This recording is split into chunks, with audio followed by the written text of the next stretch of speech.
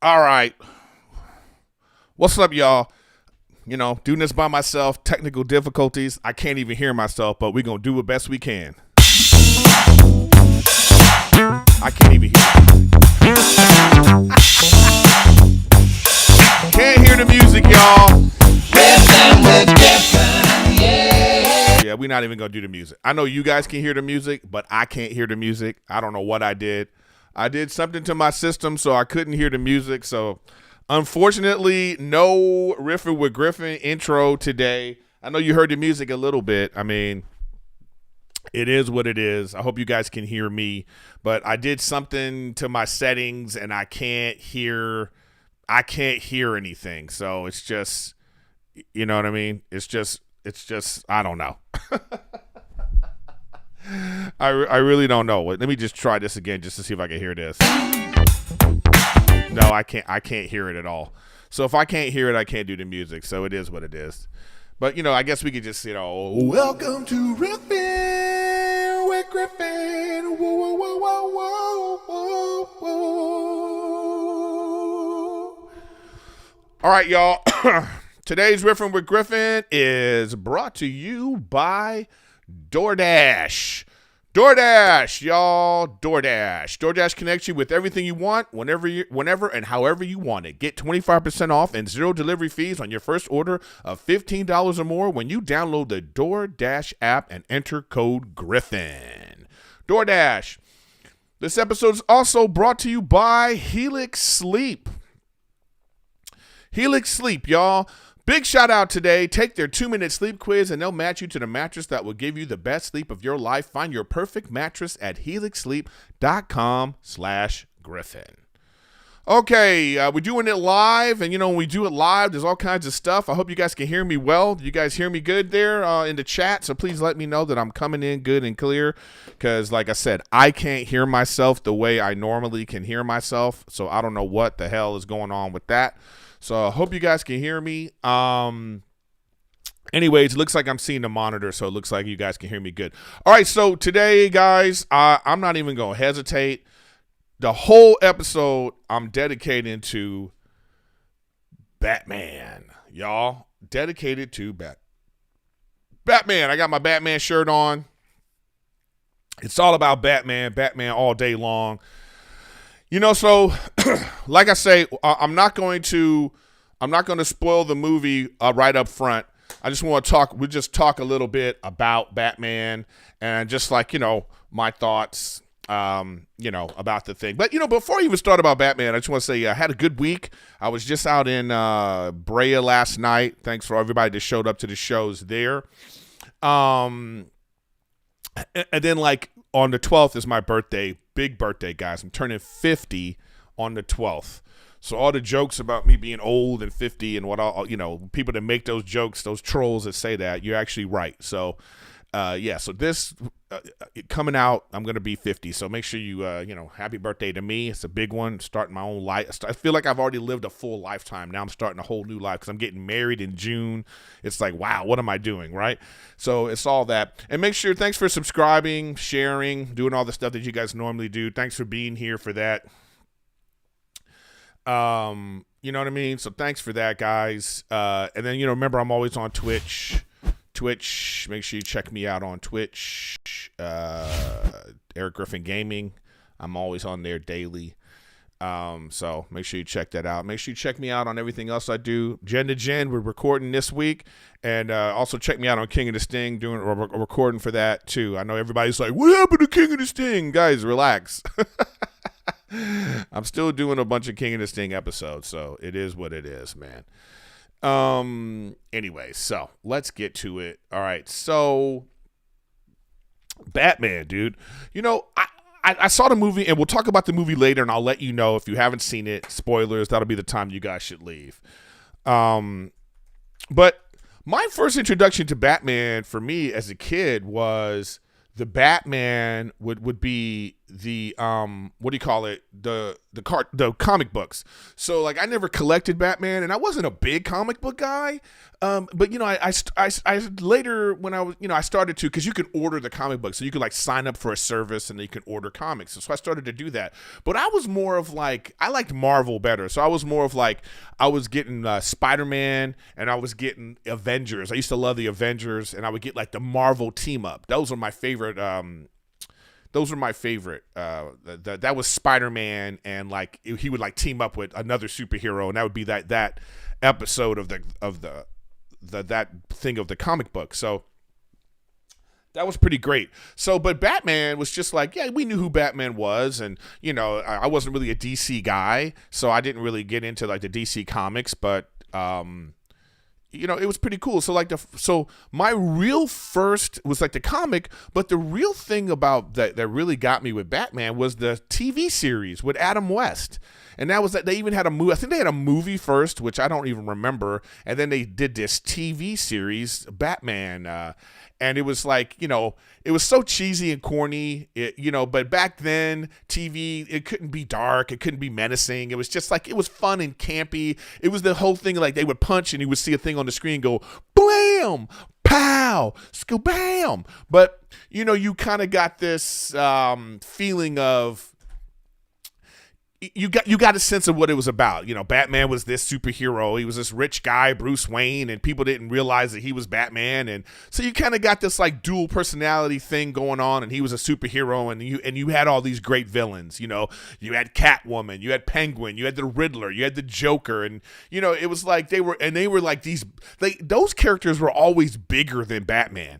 And then you had Robin, the Boy Wonder, and all that. So it was like, that was like your first time kind of like being interested in it, you know? And then it wasn't till I believe in 1989 that Batman came to the big screen in a big fashion, and that was with Michael Keaton as Batman and Jack Nicholson playing the Joker. And that was the first time we kind of saw this on the big screen, and it was the first time they introduced this origin story that we've heard ad nauseum a million times about Batman, that his parents were killed, and then this launched him into becoming Batman later in life. But in the Batman in 1989, you know, he kind of just, he was already Batman. You know what I mean? Like, so you didn't really get like, hey, I wonder how he became Batman. So they didn't want to even show all that. They just came up like, well, here's Batman. And then, you know, that started a string of movies as Michael Keaton as Batman.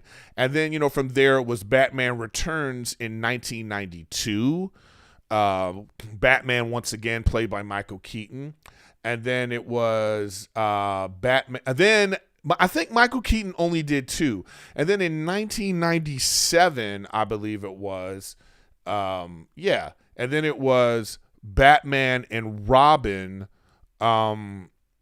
It was Batman and Robin, and then that's when it kind of, to me, went off the rails, you know? Yeah, let's see. Like, it was Batman and Robin, 1997, and it was George Clooney and Chris O'Donnell and Arnold Schwarzenegger playing, you know, the Mr. Freeze. But it still was like, it was a sort of campy feel that Batman had, right? It was always this sort of like, you know, there was nothing dark to it, nothing menacing. It was kind of for kids, but at the same time on the big screen, you're showing these images. It's like, what age is this appropriate for? So I don't know. So the superhero genre was still like super campy and like nonsensical to me, you know? And these movies were just like, and this is the one where like the nipples on the thing, and you're just kind of like, what is this? You know what I mean? Just a weird Batman movie, Batman and Robin. You know, then there was like, you know, I don't know, chubby Batgirl, and it was, I don't know, man. It just was like a weird, those were weird Batmans, you know? And then like, I'm trying to see, they're supposed to show the Batman movies in order, but they're not showing me them in the proper order because, okay, Okay, so you had Batman Returns, 1992. Yeah, I said that one. Oh, you know which one I forgot? I forgot in 1995, Batman Forever. Batman Forever was Val Kilmer. Yeah, that was the Val Kilmer one. Now I actually liked Val Kilmer as Batman. But that one was, to me, was like the first time Batman, a little darkish, right?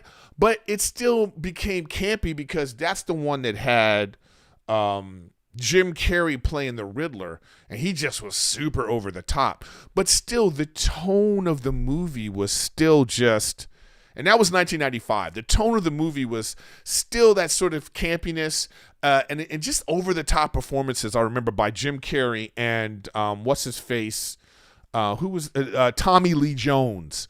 Like those two characters, Tommy Lee Jones playing Two-Face, and it was just kind of like, all right, you know. And then it was Batman and Robin in 1997.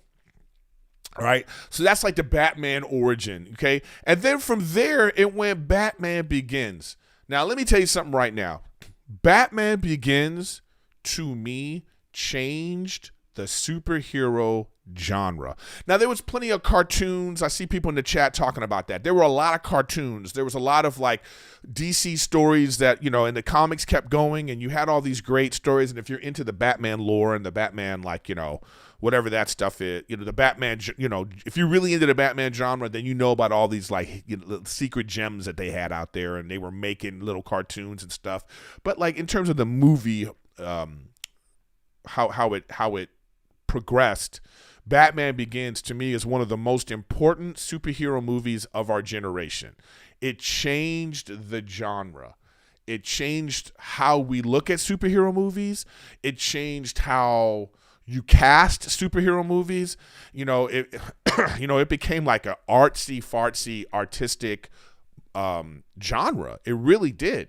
And this is the first time they actually went into like, here's how Bruce Wayne became Batman.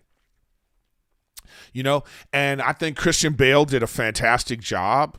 You know, it's just sort of like a brooding, you know, and really explained it. You know, they explained like the city, like Gotham is just this cesspool of a city, and it's riddled with crime. And then because of that crime, his father was killed, and he was a boy. He couldn't do anything, and he just felt powerless. And he was like, you know what am I going to do? And then, you know, he's just like, you know, he can't get any kind of justice. And then he decides to like disappear. He realizes like, you know what, I can't make any change. And then he goes off on his own, and then he realizes, wow, people commit crimes for different reasons. They're not all terrible people. And then he goes on to like find the, you know, what's his name, Ra's al Ghul and the League of Shadows, and he learns how to like fight, and he becomes Batman. He learns the skills of fear and all this stuff, and you just kind of like, ooh, it was so gritty, and you just really got a sense of like, all right, yeah, this is how he became Batman. And then he was like, comes back, and he's super rich, and now so he has an R&D department, and you kind of get a sense of like, all right, this is believable that this guy can become Batman.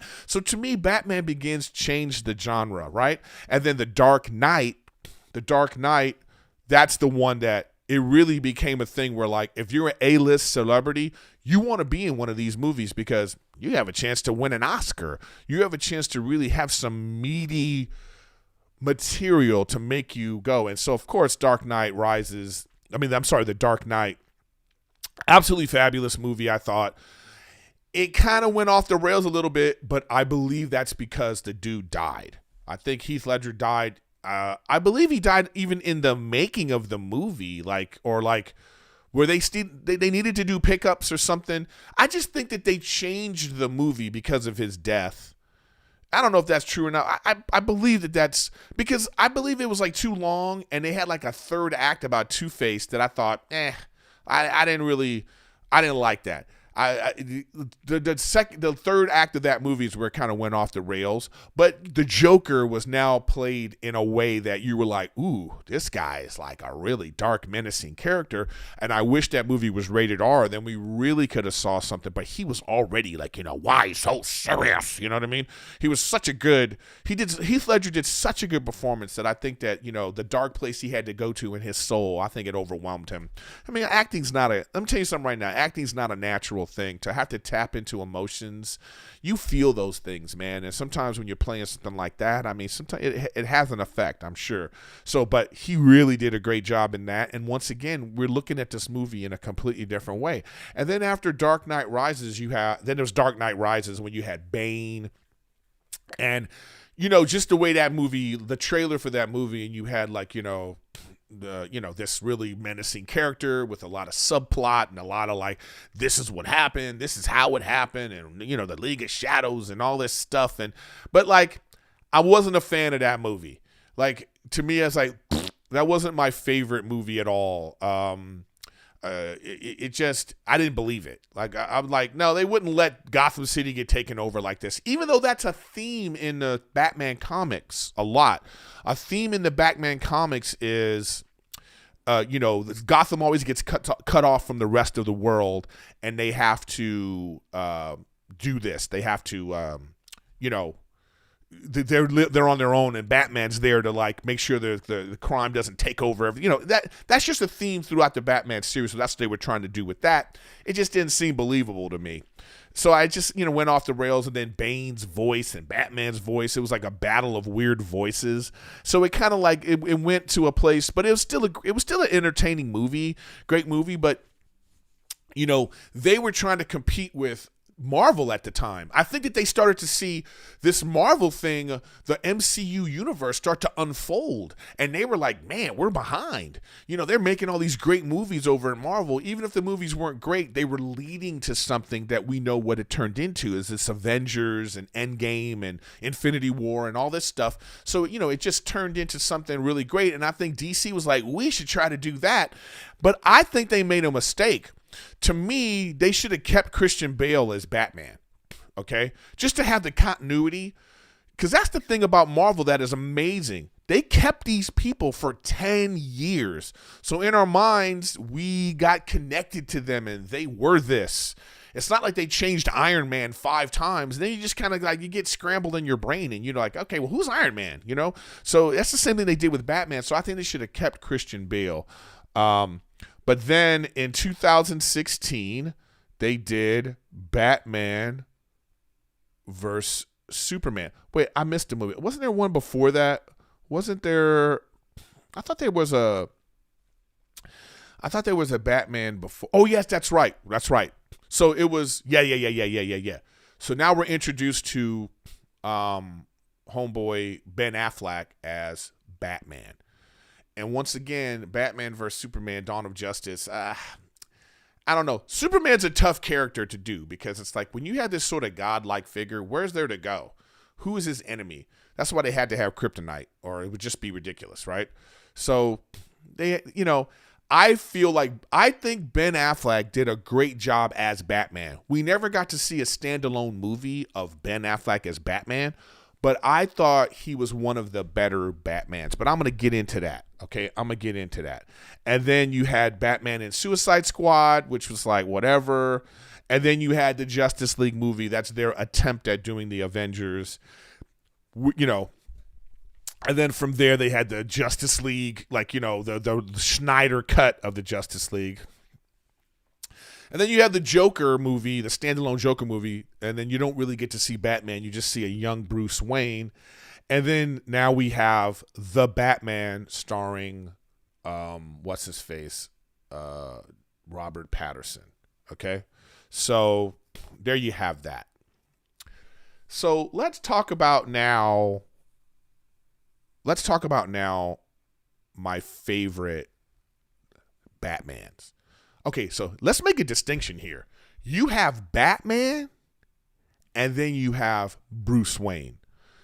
So sometimes the actor was a better Batman than he was a Bruce Wayne. And sometimes, he was a better Bruce Wayne than Batman. You know what I mean? So if we go down the line, let's do that right now. Let me mark this so I know. Maybe put a stream marker. That this is now, I think, the best Batmans. Who do I think are the best Batmans? All right. I feel like Ben Affleck was the best Batman. This is just me. Ben Affleck was the best Batman on screen. That fight in Superman, the one with Batman versus Superman, not the fight versus them, okay, which was still pretty dope, right?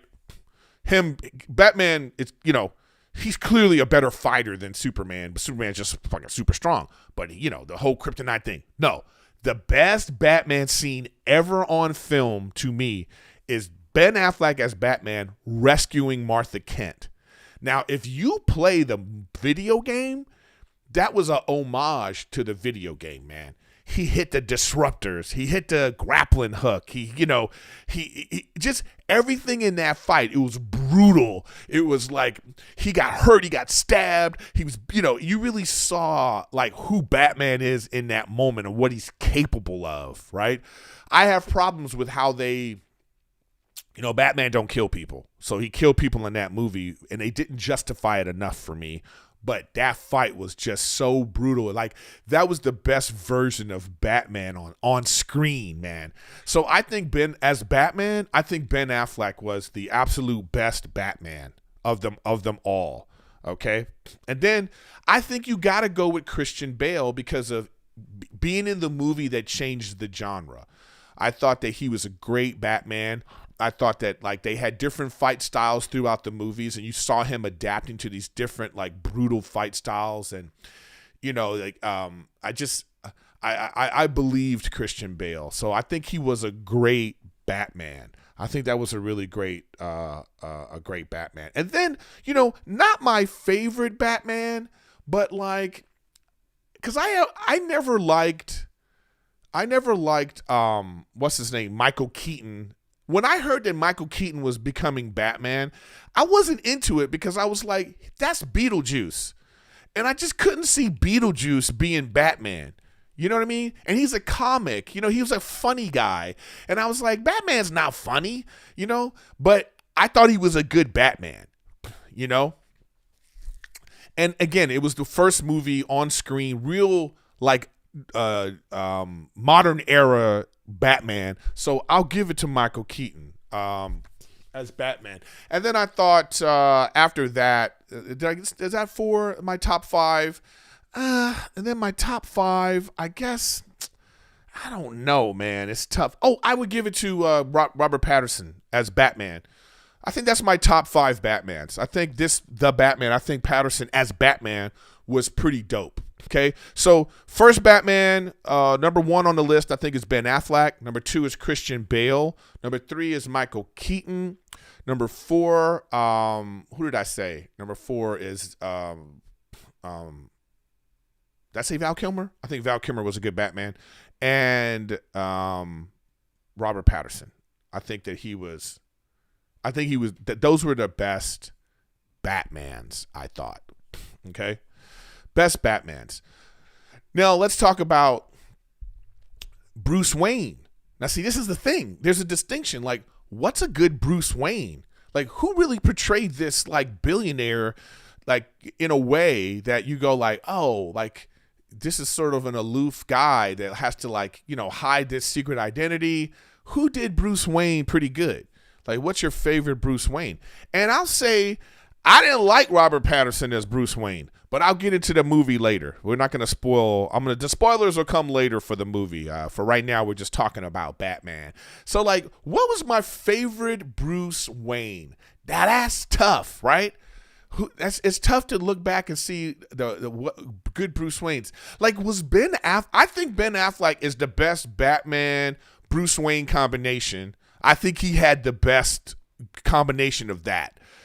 His Batman was better than his Bruce Wayne, but I think the Bruce Wayne was still up there, probably 2 or 3 on my list. So I think he overall is the best Batman. But who was the best Bruce Wayne? I got to go. I really liked Val Kilmer as Bruce Wayne. I think he really, if you guys can remember back to that movie, I think that was, in the movie, I'm just talking about the movies, like, not the cartoons and stuff, but like, I think Val Kilmer was a pretty dope Bruce Wayne. Even though that movie was trash, I liked what Val Kilmer was doing. So, but I don't know if he should be number 1 on the list, I liked Christian Bale. Like somebody in the chat said Christian Bale, and I might have to go with that too. I mean, I think that he really showed this like tortured soul. He really showed like what it meant to be Bruce Wayne, and like, you know, like when he's using himself as Bruce Wayne to you know, aid the Batman. You know, aid this persona. Like, let me find criminals as Bruce Wayne. Let me find, you know. So I think that he did a good job as Bruce Wayne, but I just felt like it kind of went off the rails in the later movies, and then he just sort of vanishes. You know what I mean? So I don't know, but I think he's up there. I think George Clooney was a good Bruce Wayne. And it's just because George Clooney's cool. He's a cool motherfucker, man.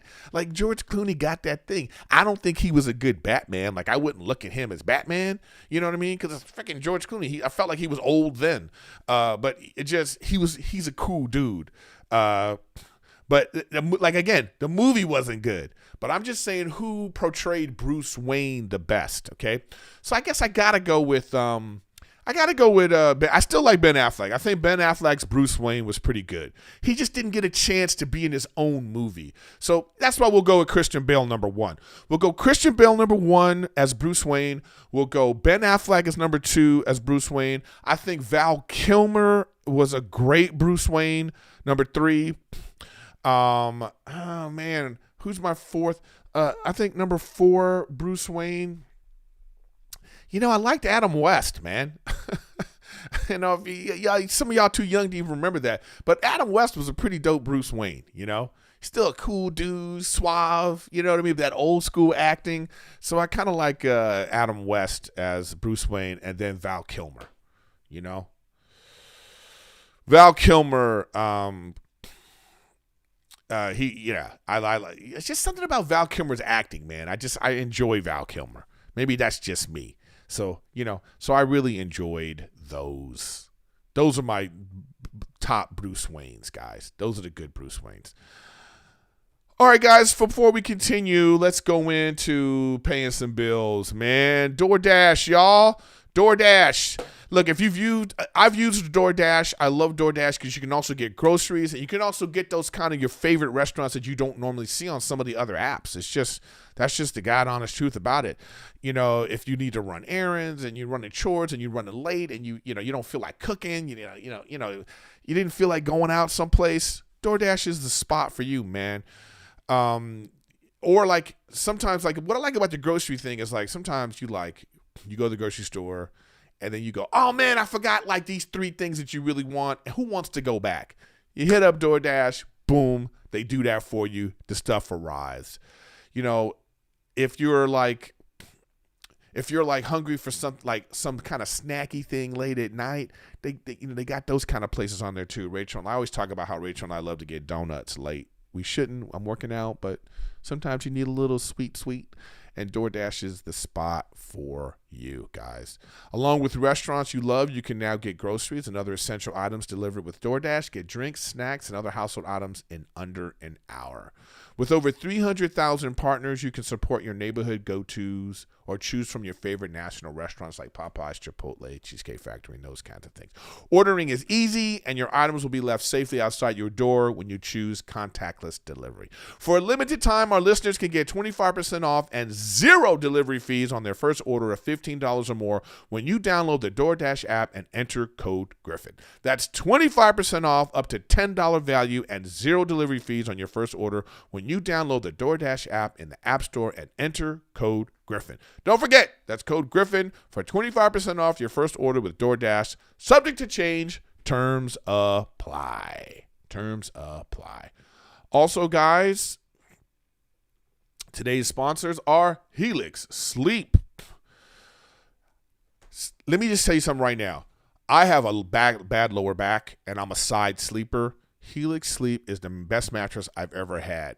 Because, like, I've been on so many different mattresses traveling on the road. It sucks. So it's just like I've slept on some really terrible mattresses, and I can't wait to get home. Now, Helix Sleep has a quiz that you take. It's like a 2-minute quiz. You complete it. It matches to your body type and sleep preference, and they send you the mattress that's best for you. It's like eHarmony for freaking your mattress, or Tinder. You know what I mean? Everybody's unique, and Helix knows this. So there's 7 different mattress models: soft, medium, firm. Like I say, if you're a big person, they have a mattress that's perfect for you for that. I got the side sleep one, sort of medium pressure. I love it a lot. So if you're looking for a mattress, you take the quiz, you order the mattress, and it's matched to you, and the mattress comes right to your door, shipped for free. You don't ever need to go to the mattress store again. Helix is awesome, but hey guys, don't take my word for it. In 2020, they were the #1 mattress by GQ and Wired magazine. Go to helixsleep.com/Griffin, take their 2-minute sleep quiz, and they'll match you to the customized mattress that will give you the best sleep of your life. Helix is offering up to $200 off all mattress orders and 2 free pillows for our listeners at helixsleep.com/Griffin. Okay. All right. Where are we now? All right, so we talked about the favorite Batmans. We talked about our favorite Bruce Waynes. I don't know, like, so what are the best villains? I was trying to think, like, what are the best on-screen Batman villains, guys? I haven't spoiled anything yet, guys. Relax. If you're looking, the spoilers are coming a little later. In about 10 minutes, I'm gonna start talking about the Batman. But I think what are the best villains of all time? You think Heath Ledger in terms of Batman.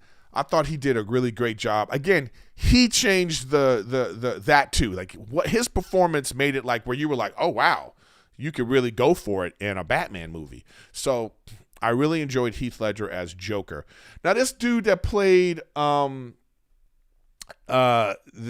Riddler in this movie. Let me get this guy's name. Y'all. What's his name? Paul Dano. That's his name, as the Riddler. He did the damn thing, y'all. He was good. I thought he was really good as the Riddler. So yeah, I think Heath Ledger, this guy Dano was good as the Riddler. I thought Jack Nicholson as the Joker in the beginning, that first movie, it was a little corny. The movie was like they were trying to figure out, but I thought Jack Nicholson did a really good job as the Joker in that movie, if you remember back. So that was a pretty good performance as the Joker. I thought Bane was pretty dope. You know what I mean? What's the guy that played Bane? What's his name? He's also Venom, right? Why am I forgetting his name? Come on, chat, help me out as we're talking about it. So yeah, so I think it's there's so many villains. I think all the campy villains from the first 4 movies, I can't go with them. You know what I mean? Like, I can't go with those because it was just so campy, man. It was just so campy. But Tom Hardy, thank you. Tom Hardy. I thought, other than like the movie was too long and Bane's voice, like, Mr. Red. I mean, other than like that voice, it was kind of getting annoying. He was still a great character, you know? So I think Bane, Heath Ledger, obviously Joaquin Phoenix as the Joker, even though it wasn't necessarily a Batman movie, but that was a great origin story for Joker. So he was a great villain. Like I said, Paul Dano as the Riddler was fantastic. I don't know. I thought that what's her name? Catwoman from the campy ones, from the campy Batmans, I thought that what's her face as Catwoman was pretty good. What's her name? Who played Michelle Pfeiffer. I thought Michelle Pfeiffer was actually a pretty good Catwoman. I thought she was like, it wasn't as like nonsensical as some of the other characters. But yeah, I thought she was good too. So those are some of the best Batman villains that we've seen, right? What do you guys think of those Batman villains? I didn't like Mr. Freeze. I didn't like that. And even in the good Batmans, the Batman Begins and those, like, I didn't like Scarecrow. I didn't like the guy that played Scarecrow. I didn't like that villain. I don't think that villain was very good. But you know, because to me, Scarecrow is one of Batman's greatest foes, and I don't think they've gotten that one right. They haven't got that right. I think Scarecrow should be an older guy. I don't know. That was I wasn't a super fan of that character. And the new Catwoman, I didn't count her as a villain. She didn't really come across as a villain, like a Batman villain.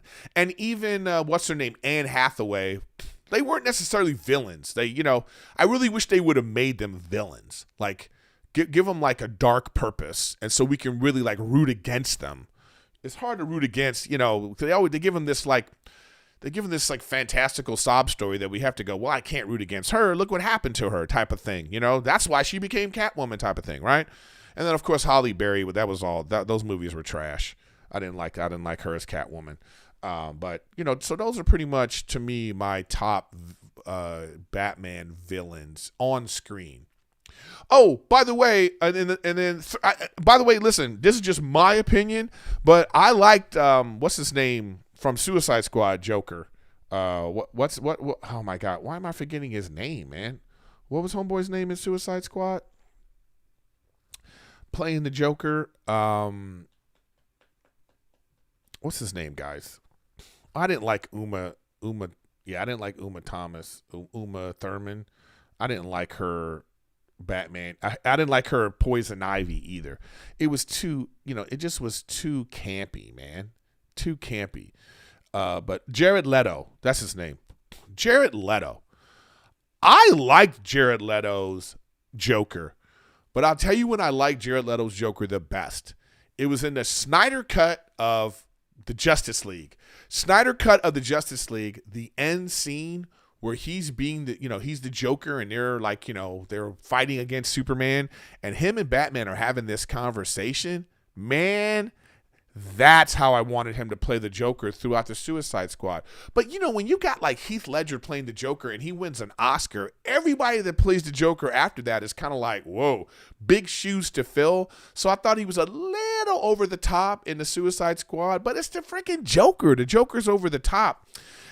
And Jared Leto's like one of those sort of like really out there actors, but I thought that the understated performance he had in that last scene to me made him a really good Joker, man. I enjoyed him at Joker, and I hope he comes back as Joker. But one thing that the DC universe has done that we have to wrap our brains around is they have scrapped their MCU version. Like they're not doing it anymore.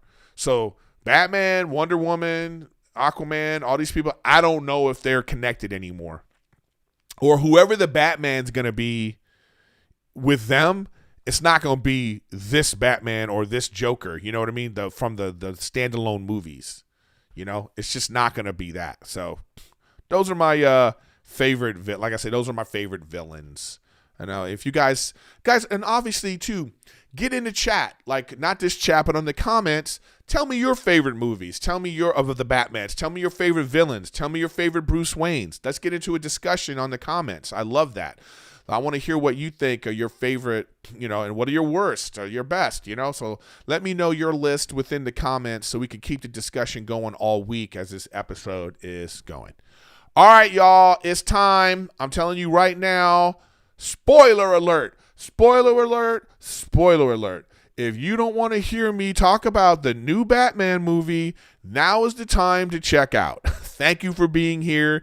But if you've watched it or you don't care, now is the time. We are going to be talking about the Batman. Okay, I'll tell you good and bad. All the things I liked, all the things I hated, and what I thought they should have done. Okay, so first of all, it's starring Robert Pattison, Zoe Kravitz, Paul Dano, Colin Farrell as the Penguin. He was great too, by the way. I almost want to put him in as a villain, but it just wasn't enough yet. You know what I mean? Wasn't enough. Jeffrey Wright as James Gordon, and a little cameo, what's his name? How do you say his name? Cohegan as the Joker, but it's at the very end of the movie, and Andy Serkis as Alfred. I mean, the cast is amazing. John Turturro as Carmine Falcone. He was actually a great Batman villain. I thought he was great as the villain. All right, so let's talk about the Batman. My thoughts, the Batman. First, too long. It was absolutely too long of a movie, on top of having to watch 25, 30 minutes of previews because they really trying to get people to go back to the movies. So it was like a 3 hours and 45-minute experience, depending on what theater you go to. It was too long. Just absolutely too long of a movie. I enjoyed it. I didn't love it, okay? It was great, but I didn't love it, all right? Robert Pattison as Batman. So this movie opens up like, we already know the origin story. Batman's parents have been killed. They don't even address it. They address it in an offhanded way, like in the news. Like, this marks the anniversary of the death of Thomas Wayne and Martha Wayne. They don't really go into it because it's like enough is enough. We fucking know how Batman became Batman, okay? So this picks up, though, at a really interesting place. This is like 2 years in. He's a young man still. Maybe he's like 28, 30, like whatever he's gone through, he's now Batman. And he's only been doing it for like 2 years. And he's obviously linked up with this guy, Gordon, who is putting this bat signal in the sky, and they're using it to scare criminals. This is like a sort of thing that's been established in the city. So the criminals are still like at large, but they're kind of like, yo, there's a dude with a mask beating people up. So like, y'all be leery. So they kind of established that. It was dark. The movie it was like a homage to the theaters. And it was very like, it reminded me of a graphic novel. The whole movie was like a graphic novel, and like maybe 3 colors in the whole movie, man. There was a lot of grays and blacks and a splash of red here and there, but it was dark. It was menacing. And, I love how it looked. I love how the director shot the movie. I enjoyed all the artsy fartsy parts about the movie. And I thought Robert Pattison was a great Batman. I didn't like him as Bruce Wayne, but he was a great Batman. When you first introduced to Batman, it's a great scene. You just hear the metallic footsteps and the darkness, and then Batman just comes out of the dark when these like gang is trying to this gang is trying to beat up this dude, and Batman comes to like rescue him, and he beats the shit out of this guy. You know what I mean? And then he's like, and what I loved about the fighting, I just loved it, was he wasn't great.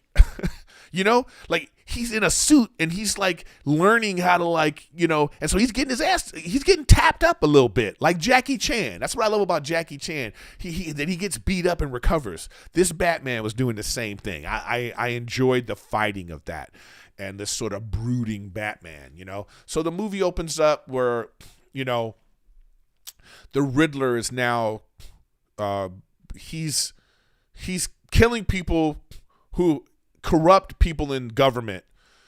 All right. So this is the movie where they're like, it's a sort of the detective story of Batman trying to figure out what the Riddler is doing and why they did this. What's the origin of him wanting to kill these people? Of course, the government's corrupt, and they're trying to find out who's corrupt and why they're corrupt. And Carmine Falcone is, he's the guy that's, behind it all. And you have to figure out this unraveling story. Okay. Again, spoiler alert. I already told you earlier. So if you don't want to hear this part, you can leave. So, all right. So here's the thing they were trying to show in this movie. And I'm going to tell you now, again, I enjoyed the movie, but it was too long. They were trying to show us that Batman was this great detective. And if you know the comic books, that is the thing about Batman. The dude is like Sherlock Holmes, man. He figures shit out. And they were trying to sell us on the point that this Batman is a great detective. You know what? He wasn't. That's what I didn't like about this movie. He wasn't a great detective. He actually didn't figure out shit. The Riddler led him the whole way. Alfred helped him with the cipher. Like, he wasn't a great detective. A great detective would like be ahead of the game or figure things out. He figured everything out when the Riddler wanted him to figure it out. It was too late. He didn't stop the bomb that blew up Alfred that was supposed to be Bruce Wayne. He didn't stop the bombs. He didn't figure that out till it was too late. Like, when it was all said and done, Batman wasn't a great detective. So to me, they didn't show that. They didn't show that the way they said they were going to. Like I say, I didn't think Batman was that good of a detective. You know, but even those riddles, like, yes, I see someone in the chat. He found out the riddles, right? But that's what the Riddler wanted him to do. The Riddler knew he would figure out these riddles, and it led him to the next spot. He didn't stop any murders. He didn't stop the murders. He didn't figure out who was in charge. Remember, he said, bring him into the light. He actually should have figured out that bringing him to the light was going to be the dude killing the guy. He didn't figure out anything. You understand what I'm saying? Like, as a detective, he didn't stop any crimes. So I felt like, and even the Riddler said it at the end of the movie. He was like, oh, you're not as smart as I thought you were. You know what I mean? And I thought, yeah, he isn't. You know what I'm saying? So that part of it I did not like. Now, let me tell you, if it was only a 2-hour movie, now this is what I think they should have done, okay? This is what I would have done. This Bruce Wayne doesn't care about his company. Alfred's telling him, yo, the accountants are coming. He's like, I don't care about that. I don't care about the money. So he's just caring about, like, the legacy of his father, who he thought was a great man, and he's trying to, like, change. He's trying to do what his father wanted, help the city. On his father's death, his father left this endowment to the city of $1 billion to help the city. The criminals, because there was no oversight, have taken over this fund, and that was part of the conspiracy, the reason why so many bad stuff is happening, because they basically implied that they stole the money and they misappropriated it to, you know, for bribes and for bad people. You know?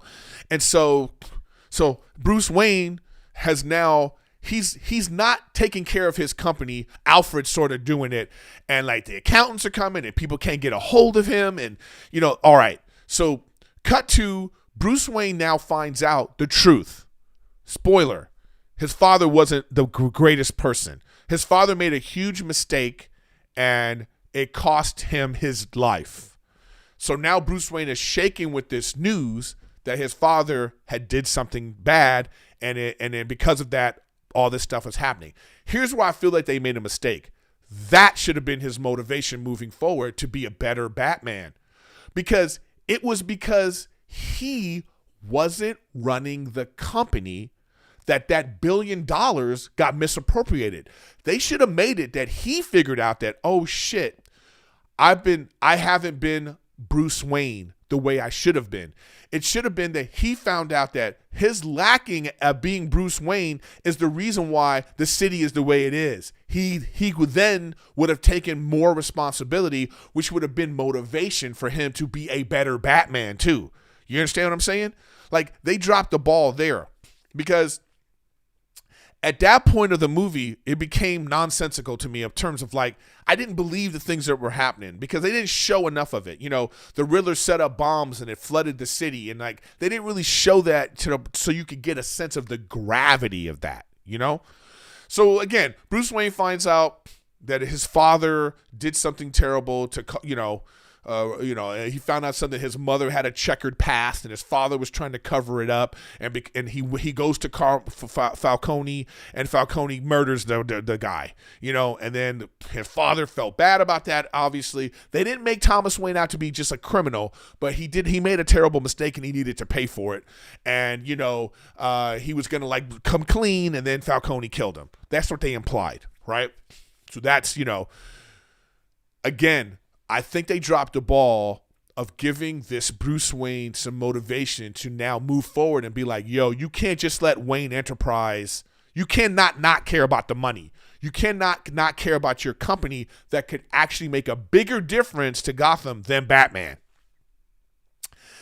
You know what I mean? Like, you're a billionaire. You could do a lot for the city. I never understood that, you know? So it's like they could have shown that. You know what I mean? And so that's where I think they dropped the ball in the story there, you know. And like I say, I wasn't a huge fan of Robert Pattison as Batman because he was so brooding, and it was like, well, okay, why are you this way? You know what I mean? Like, why can't you, show us more why he's this way? Because he's so consumed with being Batman. I would have liked to have seen more interaction between Alfred and him discussing, like, yo, man, did you sign those checks? You know what I mean?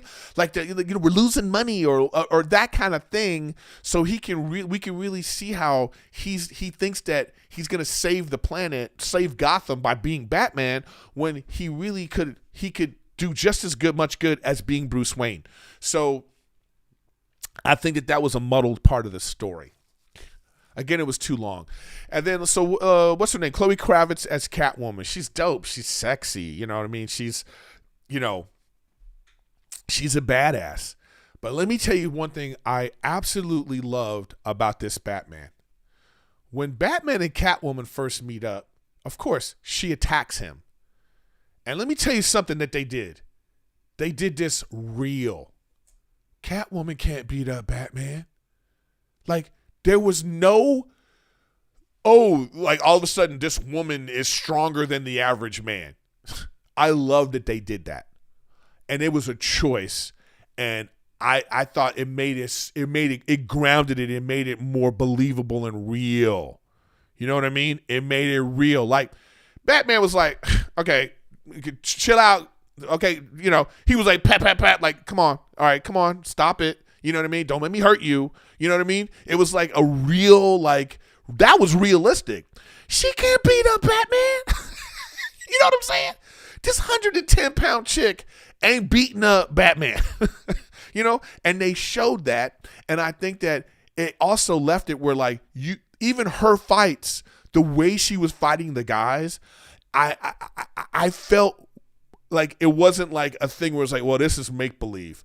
They did it good, man. I think that was like, that attention to detail for it was pretty good. But her story was just kind of like, I was like, all right. So I'm not sure if she was like, obviously she was like fluid with her sexuality, because the Russian girl that got killed that was her roommate was like, they were lovers, I guess, because she kept calling her babe or whatever. Who knows? They didn't really address it, and it doesn't matter. You know what I mean? That's the thing, too, that I liked about it, too. They didn't make a big deal. They didn't push some agenda down your throat. She just happened to be lovers with this woman, and it didn't matter, and I enjoyed that. And she also liked Batman. She gave him a kiss and was like, yo, of course there would be an attraction. Here's two people in an outfit. The dude's a badass. You don't know who he is. You're like, what's up, Batman? You know what I mean? So, so that was cool. But I thought she was fine.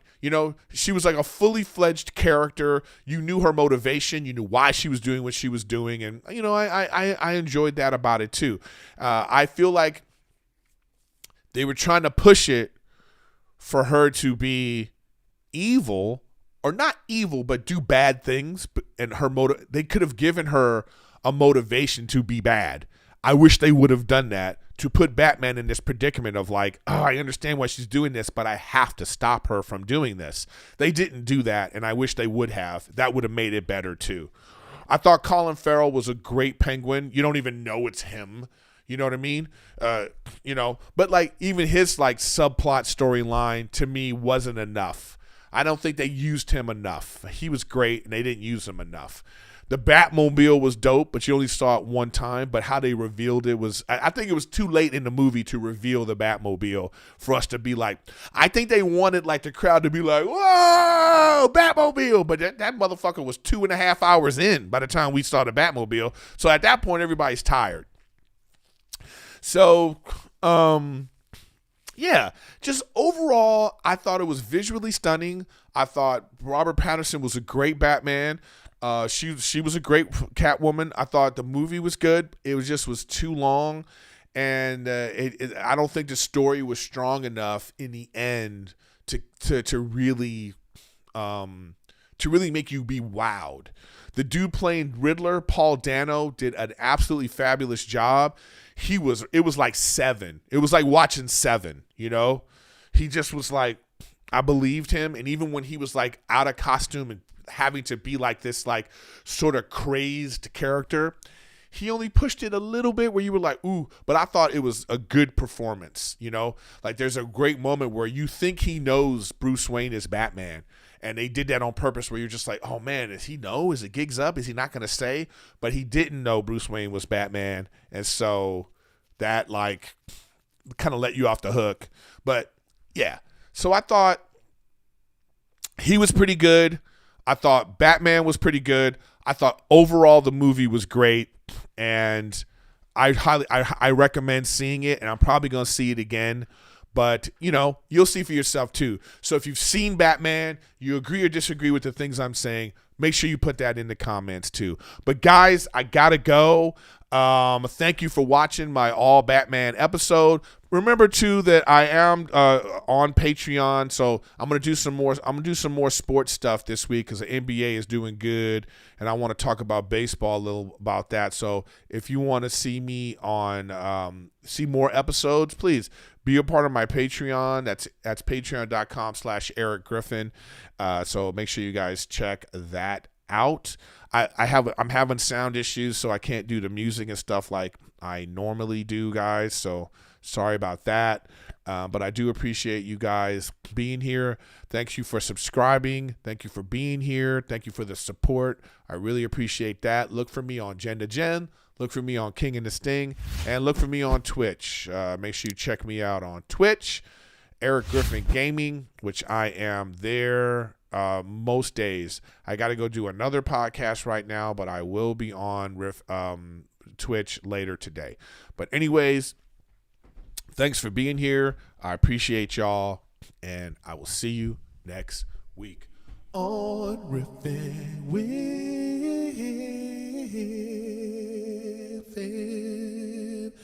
Griffin.